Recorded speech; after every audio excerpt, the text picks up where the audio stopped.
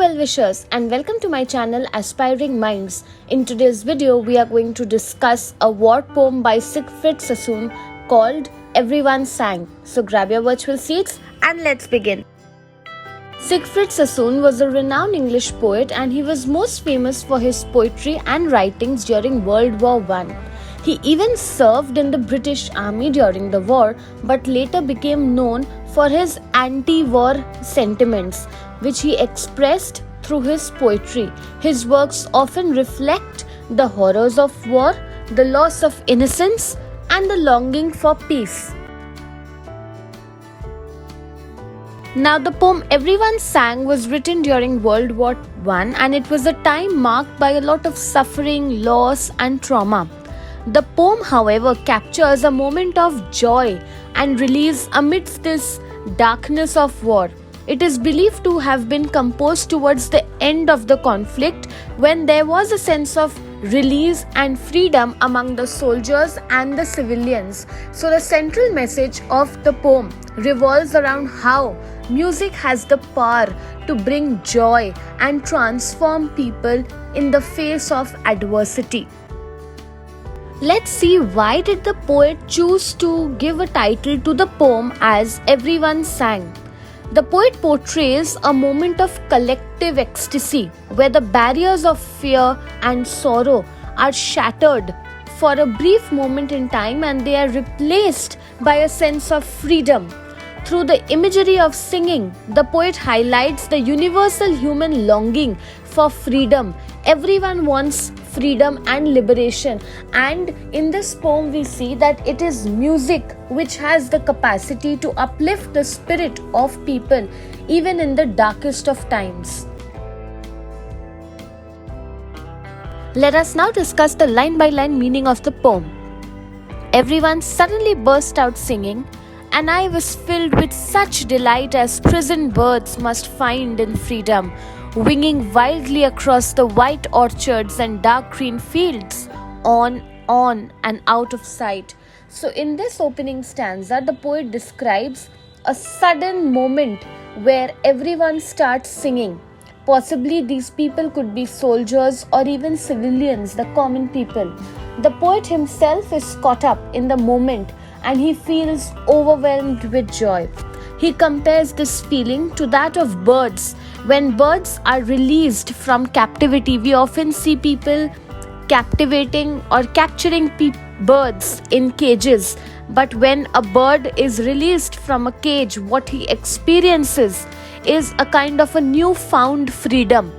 The image of the birds winging wildly suggests that moment of liberation, that rush, that hurry which is there in the birds is also felt by the human beings at this point in time when they were caught in a war zone and they were getting a chance to escape. So it was a very mix of emotions.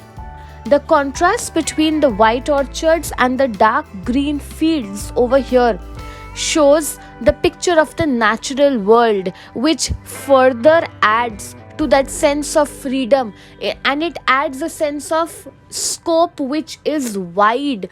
It is expanding far and wide. So that is the feeling that the people are getting when they are all singing together at once over here. They are feeling liberated, free from any kind of foundations.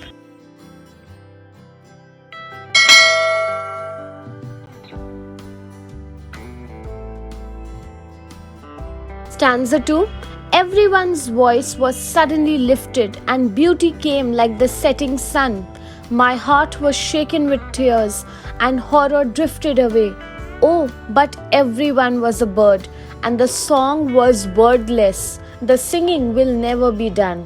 So in the second stanza, the poet emphasizes the collective nature of singing as everyone joined together in harmony to sing.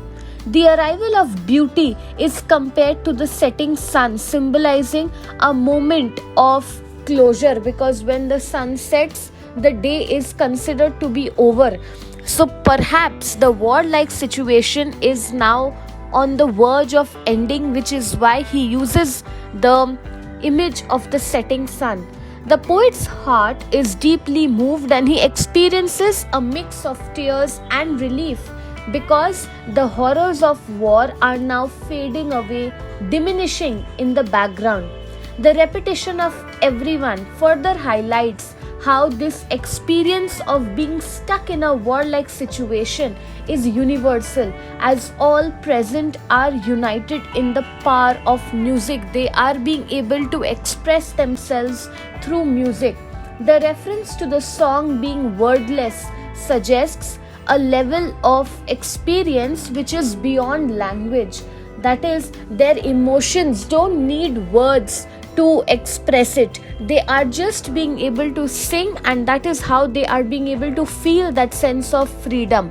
The poem ends or concludes with the assertion that the singing will never stop, implying that this sense of hope and resilience which they have gained by singing songs even in the face of adversity is something that they are going to hold on to. When you realize in difficult times what is that one thing that provides you that sense of relief, you hold on to that. Maybe it could be exercising for people on a daily basis, which provides them a moment of release, or going for a hot water bath even in the warm summers is a sense of relief for people. So people have different experiences where they feel relief.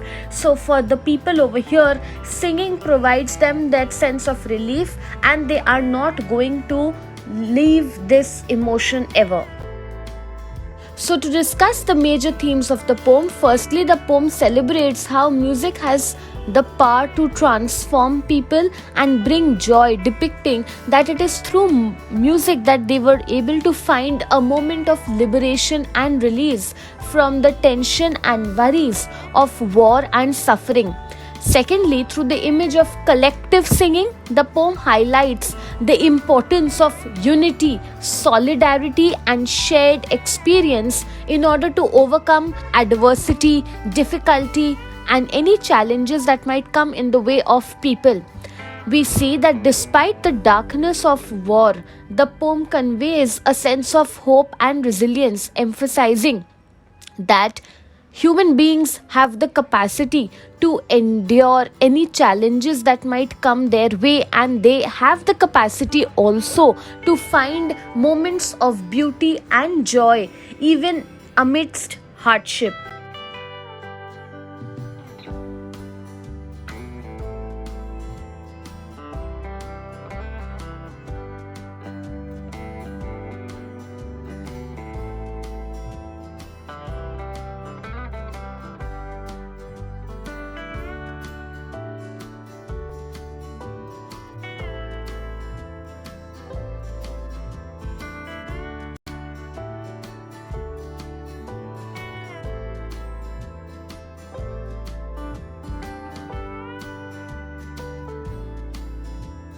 So that's it from this video. I hope you liked it. Do hit the like button, subscribe to my channel for more such future updates. Thank you for watching. Bye.